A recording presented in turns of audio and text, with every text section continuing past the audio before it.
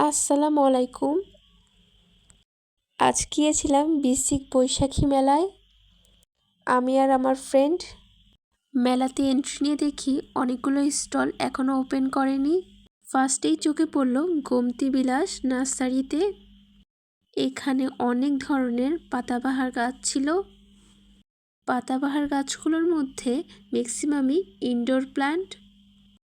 সবগুলো গাছই একদম রিজনেবল প্রাইসের মধ্যেই ছিল।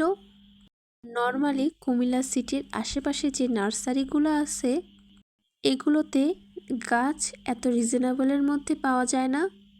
এখানে অনেক প্রজাতির ক্যাকটাস গাছও ছিল। আমার কাছে সবচেয়ে ভালো লেগেছে এই গাছটা। এই গাছটা কিন্তু নাগামরিচের গাছ।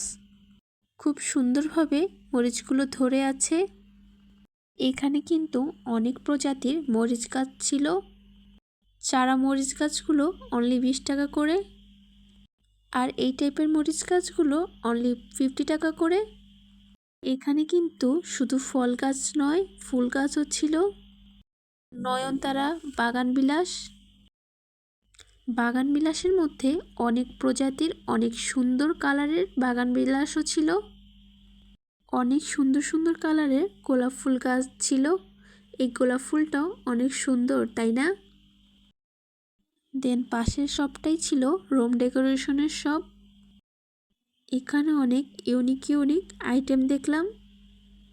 এই শপটাতে অনেক ইউনিক ইউনিক অ্যাপ্লিকের কাজ করা কুসুম কভার ছিল। কুমিল্লার মধ্যে এখনও যারা এই মেলাতে আসেননি অবশ্যই ভিজিট করতে পারেন। এই যে চলে এলাম আমার আরেকটা পছন্দের শপে। এখানে মাটির সকল আইটেম অ্যাভেলেবেল ছিল। আর সব থেকে অবাক করার বিষয় হচ্ছে সব কিছুই খুব রিজনেবল প্রাইসের মধ্যেই ছিল।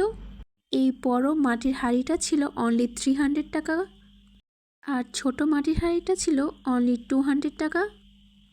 এই মাটির লবণদানিটা অনেক কিউট। এইটার প্রাইস অনলি 80 টাকা। আমার কাছে এই শপটা খুবই ভালো লেগেছে।